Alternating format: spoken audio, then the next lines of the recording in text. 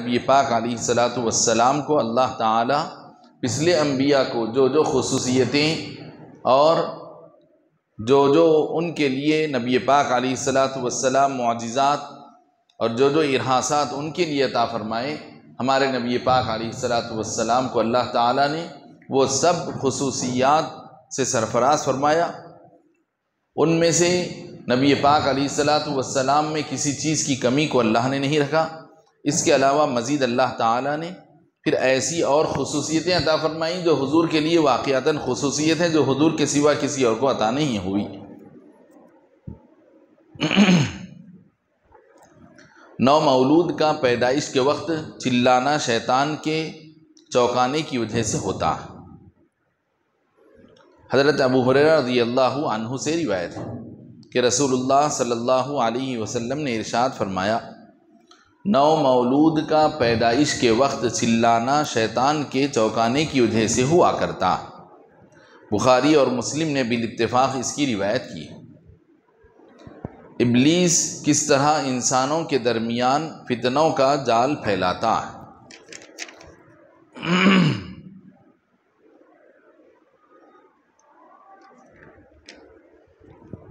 حضرت جابر رضی اللہ تعالی عنہ سے روایت ہے کہ رسول اللہ صلی اللہ علیہ وسلم نے فرمایا، ابلیس اپنا تخت پانی پر رکھتا ہے، پھر اپنی فوجیں بھیجتا ہے کہ لوگوں کو فتنے میں مبتلا کرے۔ ان میں ابلیس کا زیادہ مقرب وہ ہے جو سب سے بڑا فتنہ برپا کرے۔ چنانچہ ایک ان میں کا آتا ہے اور کہتا ہے کہ میں نے فلاں فلاں فتنے پیدا کیے، تو ابلیس کہتا ہے کہ تو کچھ بھی نہیں کیا۔ پھر حضرت صلی اللہ علیہ وسلم نے فرمایا کہ ان میں کا ایک آتا ہے اور کہتا ہے کہ میں نے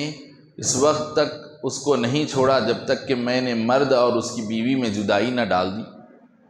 حضرت صلی اللہ علیہ وسلم نے فرمایا کہ ابلیس اس کو اپنے قریب بلاتا ہے اور کہتا ہے کہ تو بہت اچھا ہے۔ اعمش رحمۃ اللہ علیہ جو اس حدیث کے سند کے راویوں میں کہتے ہیں کہ مجھے خیال پڑتا ہے کہ حضرت صلی اللہ علیہ وسلم نے فرمایا ابلیس اس کو گلے سے لگاتا ہے۔ ایک بات یہ فرمائی گئی کہ ابلیس قریب بلا کر کہتا ہے کہ تو بہت اچھا ہے، بلکہ ایک اور روایت میں یہ بھی آیا ہے کہ ابلیس اس کو دوسروں کے مقابل میں مزید اعزاز عطا کرنے کے لیے اس کو اپنے گلے سے لگاتا۔ امام مسلم نے اس کی روایت کی۔ مطلب یہ ہے کہ شیطان چونکہ انسان کا دشمن ہے اور وہ یہ چاہتا ہے کہ انسانی معاشرہ فساد اور بگاڑ کا شکار بنا رہے، اس کے اندر اللہ رب العزت کے بھیجے ہوئے قانون شریعت کی پامالی ہوتی رہے، اللہ کا بھیجا ہوا قانون شریعت بندگان خدا کے درمیان رائج اور نافذ نہ ہو، اور انسان اگر اللہ کے بھیجے ہوئے اس قانون شریعت کی پاسداری اور پابندی کرے گا تو پھر وہ تو اللہ کے نزدیک مقرب بھی ہو جائے گا اور سرخرو بھی ہو جائے گا۔ تو کیوں نہ میں اس انسانی معاشرے کو قانون شریعت کی ڈگر سے ہٹاتا رہوں اور ان کی زندگی میں بگاڑ اور فساد اور بدنظمی اور لاقانونیت ان کے درمیان عام کر دوں، جس کے نتیجے میں یہ جس طرح کہ میں دھتکار دیا گیا، اللہ رب العزت کی بارگاہ سے میں مردود ہو گیا، ایسے ہی یہ بھی اللہ کے قانون کی پامالی کر کے، اللہ کے حکم عدولی کر کے، اللہ کے نافرمانی کر کے یہ بھی اللہ کی بارگاہ سے مردود کر دیے جائیں اور اللہ کی رحمت کے حقدار نہ ہو سکے۔ اس فکر میں وہ شیطان ابلیس اپنے چیلوں کو، اپنے ماتحت جو اور دیگر شیاطین ہوتے ہیں، ان کو دنیا بھر میں انسانی معاشرے میں، انسانی آبادیوں میں بھیجتا ہے تاکہ کسی غرض سے کچھ نہ کچھ برائی کہ پھیلانے کا کام کرتے رہیں۔ تو ابلیس کے یہ ماتحت جو اس کے تابع دار ہوتے ہیں، اس کی تابع داری میں کام کرنے والے یہ شیاطین انسانی آبادیوں میں پھیل جاتے ہیں، اور جیسے جیسے ان سے بن پڑتا ہے انسانوں کو بھٹکاتے ہیں، وسوسے ڈالتے ہیں، برائی کی طرف مائل کرتے ہیں۔ تب شیطان ان میں سے اس شیطان کو سب سے زیادہ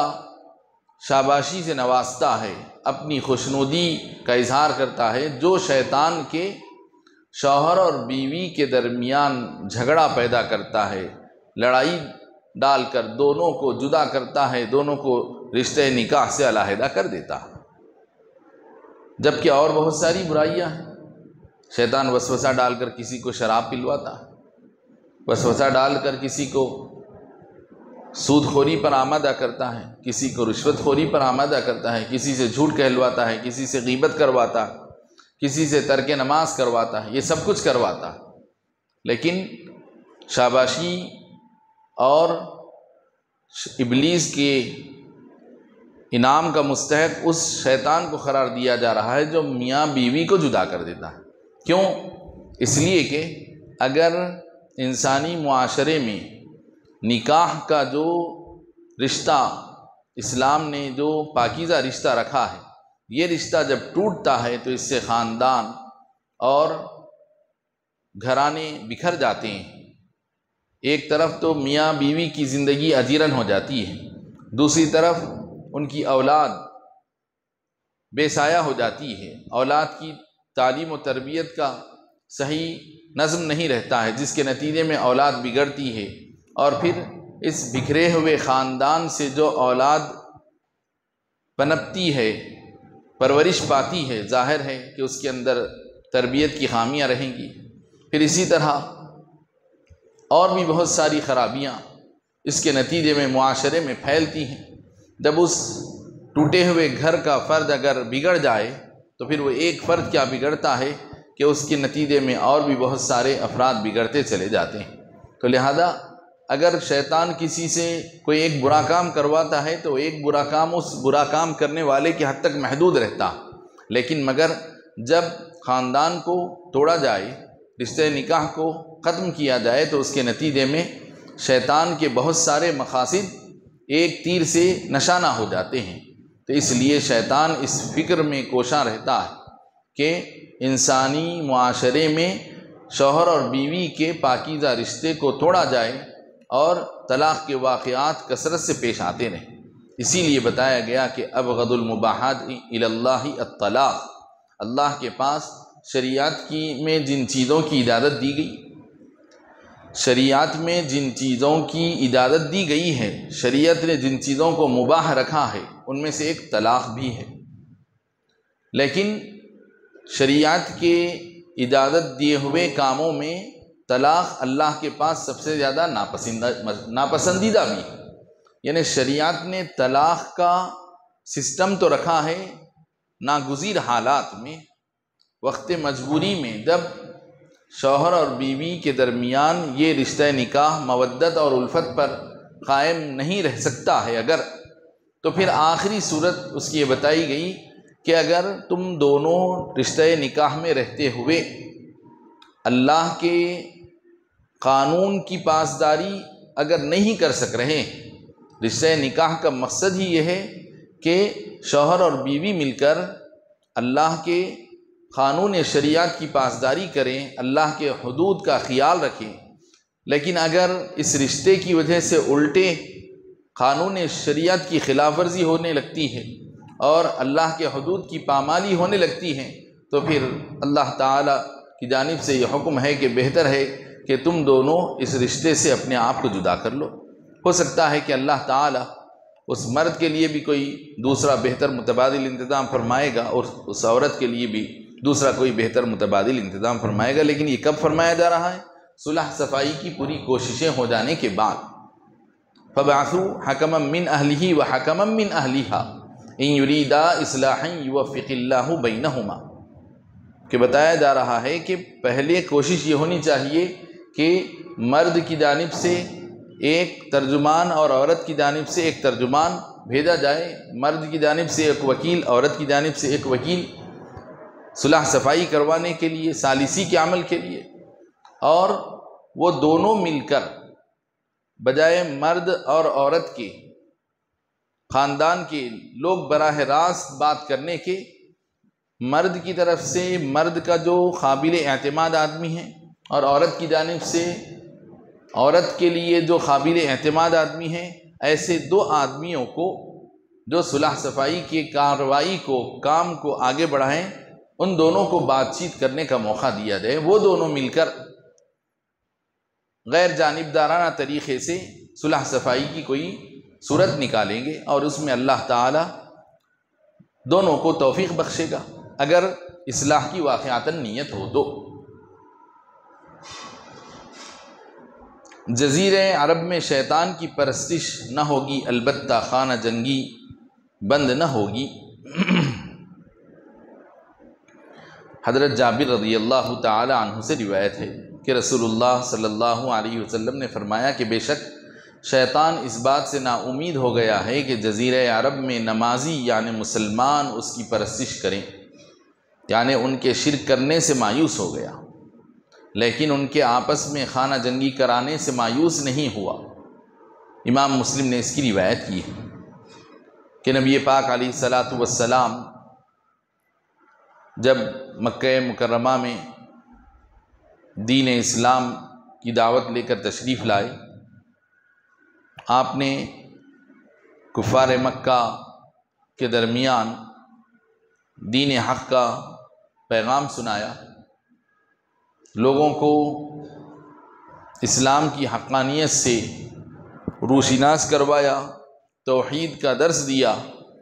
تو اس وقت کعبۃ اللہ شریف میں 360 بت رکھے ہوئے تھے۔ نبی پاک علیہ الصلاۃ والسلام کی شبانہ روز محنت کے نتیجے میں ملک عرب پورا شرک بت پرستی سے پاک ہوا، اور پھر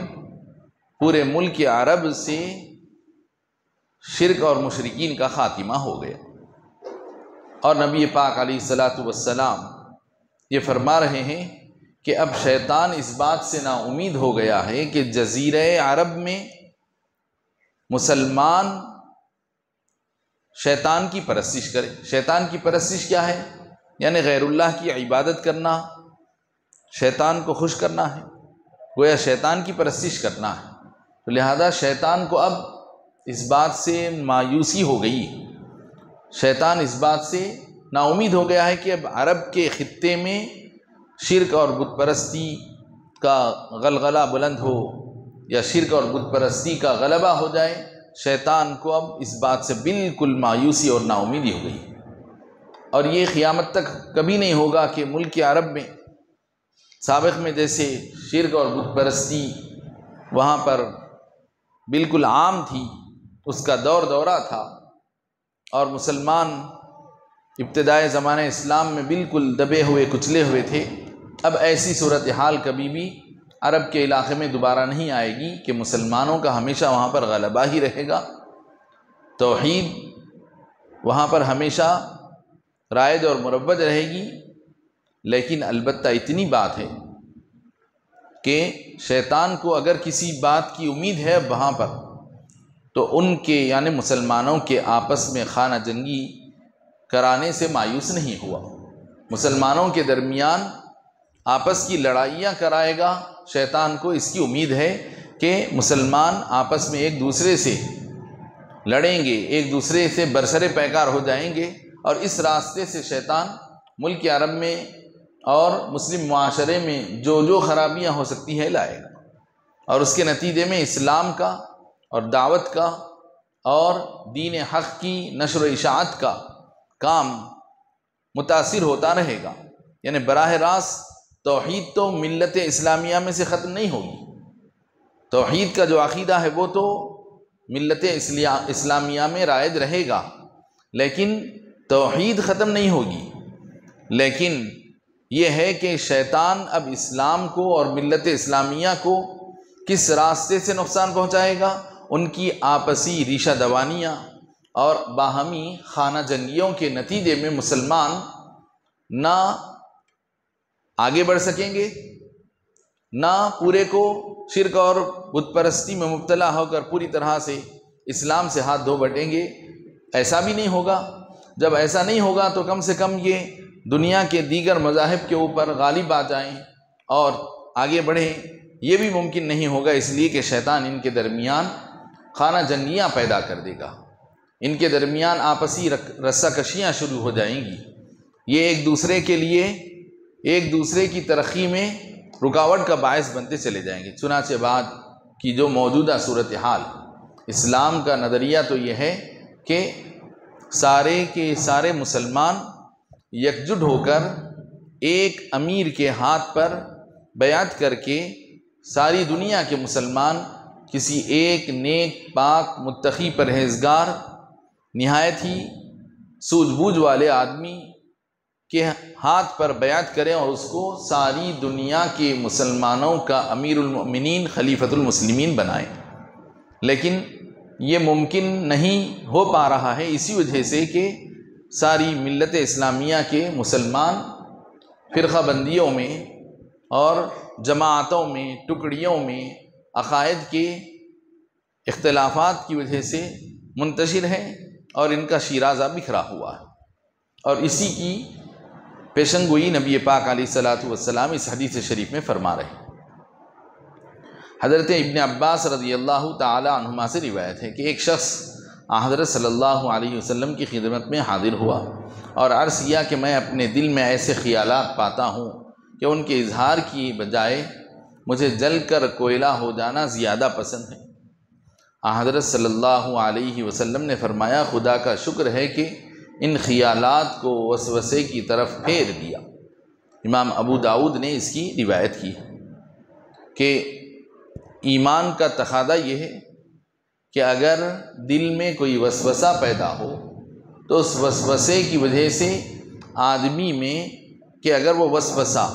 کوئی کفریہ ہے یا شرکیہ ہے یا پھر کسی سوء ادبی کا کوئی وسوسہ ہے، تو اس طرح کا محض خیال آنے پر اگر آدمی میں بے چینی پیدا ہوتی ہے تو یہ اس بات کی علامت ہے کہ اس کے دل میں ایمان جاگ رہا اور اس کا دل مردہ نہیں، اس کا دل زنگآلود نہیں ہوا ہے۔ اور اگر گناہوں کی سیاہ کاری کی وجہ سے کسی بندے کا دل مردہ ہو جائے، زنگآلود ہو جائے اور دل اس کا نفس اور شیطان کے بہکاوے میں جب رہے گا تو دل میں اگر کوئی وسوسہ بھی آئے گا، کفریہ، شرکیہ، سوء ادبی کا کوئی خیال بھی آئے گا، تو پھر اس خیال کی وجہ سے اس کی طبیعت میں کوئی ملال اور بے چینی پیدا نہیں ہوگی۔ تو یہ اس بات کی علامت ہے کہ وہ آدمی تقویٰ، طہارت اور ایمان سے دور ہے۔ اور اگر کوئی برا خیال، وسوسہ آتا ہے تو انسان کے حق میں برا نہیں، اس وقت تک برا نہیں ہے جب تک کہ انسان اس وسوسے کے مطابق اس برائی کو عملی جامہ نہ پہنا دے۔ کوئی برے کام کا دل میں خیال اور وسوسہ آئے تو آدمی اللہ کے پاس پکڑ میں اس وقت تک نہیں آتا جب تک کہ اس کو عملی طور پر کر نہیں گزرتا یا کسی کے سامنے زبان سے اس کے کرنے کا ارادہ ظاہر نہیں کرتا۔ جب وہ اس کو عملی طور پر کرے گا یا کسی سے بیان کرے گا تو تب وہ گرفت میں آتا ہے۔ لیکن ایک وسوسہ، ایک خیال اگرچہ کہ برائی کا ہے، برا خیال کیوں نہ ہو، صرف محض ذہن میں آیا شیطان کی طرف سے ایک وسوسہ اور انسان اس برے خیال کی وجہ سے بے چین ہوا اور یہ احساس کیا کہ ارے یہ خیال تو برا خیال ہے، یہ شیطان کی طرف سے آنے والا وسوسہ ہے، یہ برائی کا خیال ہے، اس سے آدمی کافر ہو جاتا ہے یا اس سے آدمی گناہگار ہو جاتا ہے، تو اس طرح کا خیال آنا خود اس کے ایمان کی علامت ہے۔ ان چند روایات کے بعد ہم فقہی احکام جیسا کہ ہمارے اس درس کا سلسلہ ہے اس کے مطابق شروع۔ جی کیا فرما رہے ہیں؟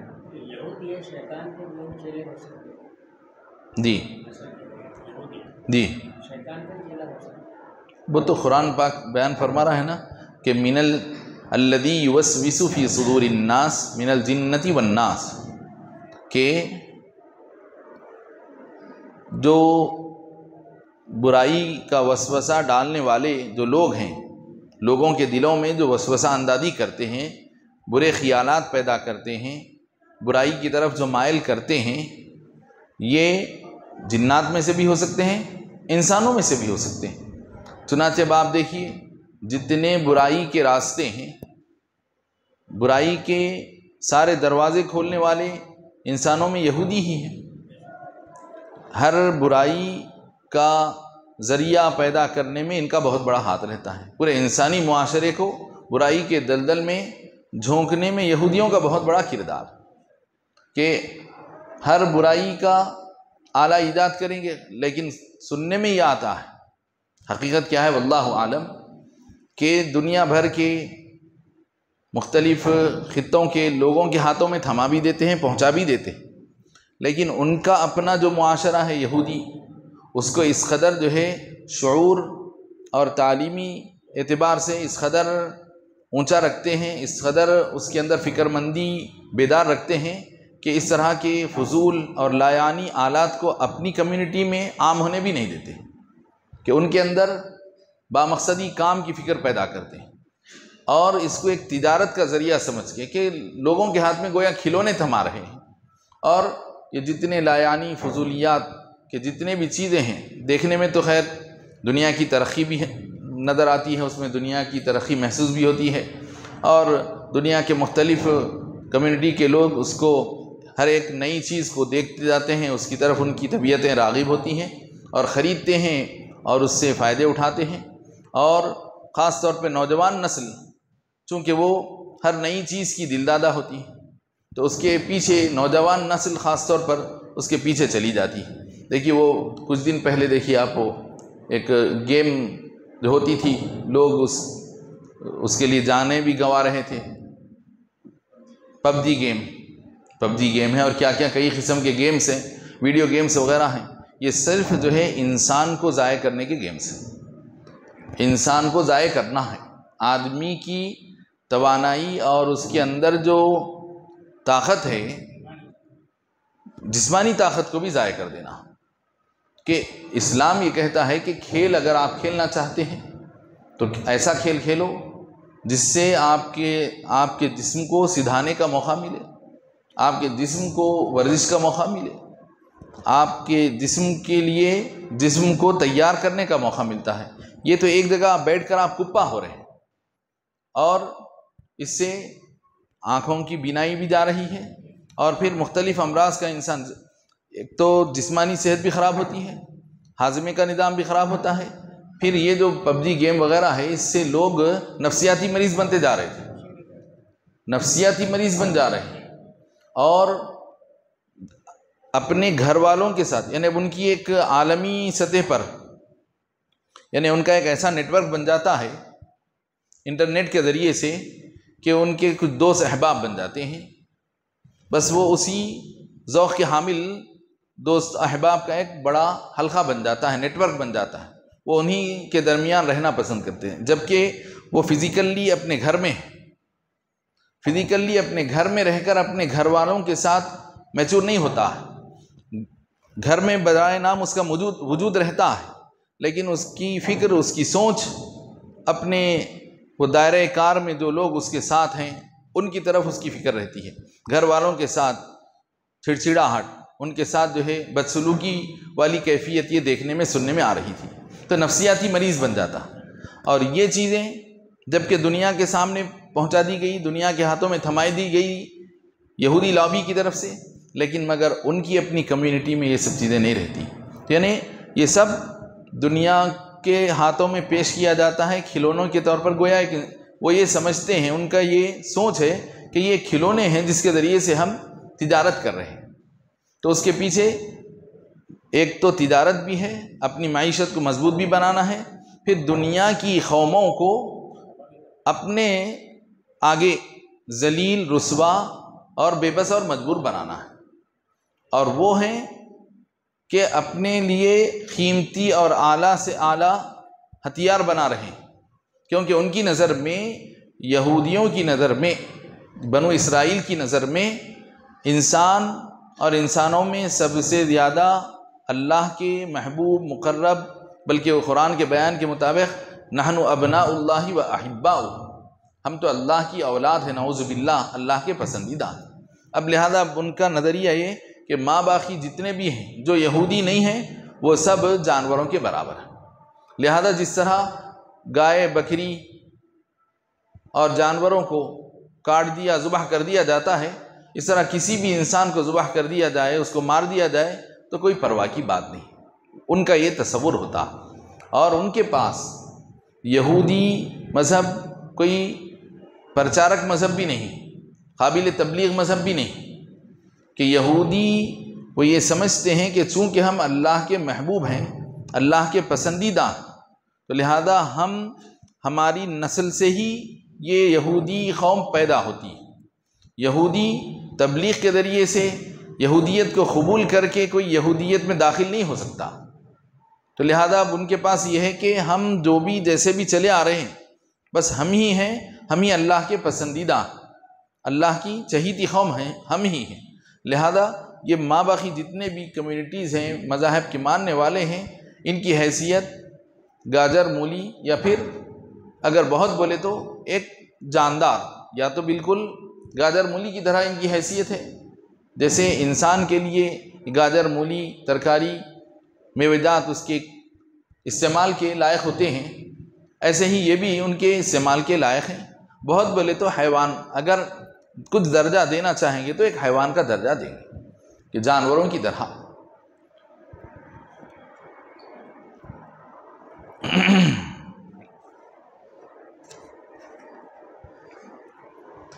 گزشتہ ہم تیمم کے مسائل بیان کر رہے تھے۔ تیمم کے متعلق بتایا گیا تھا کہ تیمم کے درست ہونے کے لیے 8 شرطیں ہیں، جن میں سے کچھ شرطیں گزشتہ گزری۔ بتایا گیا تھا کہ تیمم نماز پڑھنے کے لیے اسی وقت درست ہو سکتا ہے جبکہ تیمم طہارت اور پاکی کی نیت سے کیا گیا، کہ میں بے وضو ہوں اور وضو کرنے کے لیے پانی نہیں ہے، لہذا میں اپنے آپ کو نماز پڑھنے کے لائق بنا رہا ہوں، یا قرآن کو چھونے کے لائق بنا رہا ہوں اس تیمم کے عمل کے ذریعے۔ ایسی نیت جب کرے گا تو اس نیت سے اس کا نماز پڑھنا درست ہوگا، ورنہ اس تیمم سے اس کی نماز بھی درست نہیں ہوگی۔ یعنی مثلاً یہ کہ ایک آدمی ہے، تیمم اس لیے کیا کہ وہ بغیر دیکھے قرآن کو ہاتھ لگائے بغیر تلاوت کرنا چاہتا، تلاوت کے لیے وہ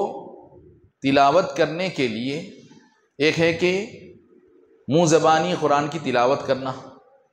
اور ایک ہے قرآن کو ہاتھ میں لینا۔ قرآن کو ہاتھ میں بغیر وضو کے نہیں لے سکتے ہیں آپ، بغیر وضو کے قرآن کو آپ پکڑ نہیں سکتے ہیں، لیکن بغیر وضو کے قرآن کی تلاوت آپ کر سکتے ہیں، بغیر وضو کے اذان دے سکتے ہیں، بغیر وضو کے مسجد میں داخل ہو سکتے ہیں۔ تو اب اگر کوئی آدمی تیمم اس لیے کیا کہ بے وضو ہوں، مسجد میں جانا ہے تو مسجد میں جانے کی خاطر تیمم کر لیا، یا وہ تیمم کیا منہ زبانی قرآن کو ہاتھ لگائے بغیر قرآن کی تلاوت کے لیے، جو کہ بغیر وضو کے جائز ہے۔ مسجد میں جانا بغیر وضو کے بھی جائز ہے، اذان دینا بغیر وضو کے جائز ہے، تو اذان دینے سے پہلے وہ شخص اذان کی خاطر تیمم کیا اذان کی خاطر، تاکہ اذان اللہ کا ذکر ہے، اذان میں اللہ اور اس کے رسول کا نام لیتے ہیں، اس لیے ادب کی خاطر اس نے تیمم کیا، ادب کی خاطر کیا، اس لیے نہیں کہ بغیر وضو کے اذان جائز نہیں ہے، بغیر وضو کے بھی اذان جائز ہے، صرف ادب کی خاطر اس نے تیمم کیا۔ تو ایسے تیمم سے نماز نہیں پڑھ سکتے۔ پھر کیسے تیمم سے پڑھ سکتے ہیں؟ تیمم اس کام کے لیے کیا جانا جو کام کے بغیر وضو کے نہیں کیا جا سکتا، جو کام بغیر وضو کے نہیں کیا جا سکتا اس کام کی نیت لے کے تیمم کریں گے تو اسی نیت سے نماز درست ہوگی۔ تو اب اس اصول کو آپ ذہن میں رکھیں گے تو ایک ہے قرآن کا پڑھنا اور ایک ہے قرآن کا پکڑنا۔ تو اس میں سے کون سی چیز بغیر وضو کے جائز ہے؟ قرآن کا پڑھنا بغیر وضو کے جائز ہے۔ تو جو کام بغیر وضو کے جائز ہوتا ہے اس کی خاطر اگر تیمم کریں گے تو اس تیمم سے نماز نہیں پڑھ سکتے آپ۔ تو قرآن کو پڑھنے کی نیت سے تیمم کیا تھا تو اس تیمم سے نماز نہیں پڑھ سکتے۔ البتہ قرآن کو بغیر وضو کے پکڑا نہیں جا سکتا۔ تو اب اگر کوئی آدمی قرآن کو پکڑنے کے لیے تیمم کیا تھا پانی نہ ہونے کی صورت میں قرآن کو پکڑنے کا وقت آیا تو اس نے تیمم کیا اور قرآن کو بغیر وضو کے پکڑا نہیں جا سکتا، تو پھر اس تیمم سے نماز بھی چونکہ بغیر وضو کے نہیں پڑھی جا سکتی ہے، لہذا نماز اس سے درست ہے۔ لیکن ایک آدمی ادا جو بغیر وضو کے دی جا سکتی ہے تو ادا دینے کے لیے تیمم کیا تھا، تو پھر وہ تیمم سے انہیں نماز نہیں پڑھ سکتا ہے، بلکہ نماز پڑھنے کے لیے پھر سے ایک اور مرتبہ تیمم کرنا، یہ نیت لے کے کہ میں اپنے جسم پر جو حدث اصغر ہے اس حدث اصغر کو دور کرنے کے لیے تاکہ نماز پڑھنے کے قابل بنوں تیمم کر رہا ہوں، یہ نیت لے کے تیمم کرنا پڑے گا۔ اسی لیے فرما رہے ہیں او نیت عبادت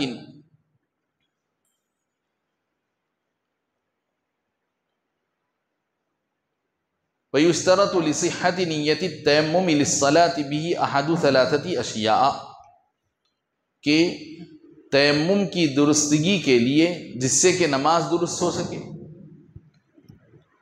تین باتوں میں کی کوئی ایک بات ہونا پڑے گا۔ یا تو تیمم کرتے وقت طہارت کی نیت ہونا، مطلق طہارت کی نیت چاہیے کہ میں حدث اصغر میرے جسم پر ہے، یعنی بے وضو حالت ہے، حدث اصغر ہے، لہذا میں پاکی حاصل کرنا چاہتا ہوں، یہ نیت کرے۔ او استباحت الصلاۃ، یا پھر تیمم سے نماز کو جائز بنانا، یہ نیت ہو نماز پڑھنے کے عمل کو، کیونکہ بغیر وضو کے نماز پڑھی نہیں جا سکتی ہے، تو تیمم کے ذریعے نماز کے عمل کو اپنے لیے جائز بنانا چاہتا ہے، تو لہذا اس نیت کے ساتھ تیمم کیا جائے گا تو نماز پڑھی جا سکتی ہے، یا نہیں تو کم سے کم کوئی ایسی عبادت مقصودہ کی نیت کرے جو بغیر طہارت کے درست نہیں ہو سکتی ہے۔ او نیت عبادت مقصودۃ لا تصح بدون طہارت، یا پھر کسی ایسی عبادت مقصودہ کی نیت کرے تیمم کے وقت کہ وہ عبادت مقصودہ بغیر طہارت کے بغیر وضو کے درست نہیں ہوتی ہے، تو اس کی نیت سے تیمم کرے گا تو پھر اس تیمم سے نماز درست ہوگی۔ لہذا اگر محض تیمم کی نیت کرے گا کوئی شخص، تیمم کر رہا ہے بس تیمم کرنے کی نیت سے، کہ تیمم کس لیے کر رہا ہے؟ نماز کے لیے، ایسا کوئی ارادہ نہیں۔ تیمم کس لیے کر رہا ہے؟ قرآن کو پکڑنے کے لیے، ایسا کوئی ارادہ نہیں، بس خالی تیمم کر رہا ہے، تیمم کر لیا تو اب اس تیمم سے نماز نہیں پڑھ سکتا ہے، کیونکہ تیمم میں اس نے نیت نماز کے پڑھنے کی یا کسی اور عبادت مقصودہ کی شامل نہیں کی۔ یا یہ کہ جو آدمی قرآن کو پڑھنے کی نیت سے تیمم کیا ہو تو وہ آدمی اس تیمم سے نماز نہیں پڑھ سکتا ہے۔ ان چند مسائل پر آج کی اس نشست کو ہم ختم کرتے ہیں۔ وصلی اللہ تعالی علی خیر خلقہ سیدنا محمد وآلہ وصحبہ وبارک وسلم اجمعین۔ الحمد للہ رب العالمین والصلاة والسلام علی سید الانبیاء والمرسلین وعلى آلہ وصحبہ اجمعین۔ ربنا تقبل منا انک انت السمیع العلیم وتب علینا انک انت التواب الرحیم۔ اللہم اعنا على ذکرک وشکرک وحسن عبادتک۔ اللہم انا نسألک العفو والعافیہ والمعافاة الدائمة في الدین والدنیا والآخرہ۔ وصلی اللہ تعالی علی خیر خلقہ سیدنا محمد وآلہ وصحبہ وبارک وسلم اجمعین والحمد للہ رب العالمین۔ سبحان اللہ وبحمدہ سبحانک اللہم وبحمدک اشہد ان لا الہ الا انت استغفرک واتوب الیک۔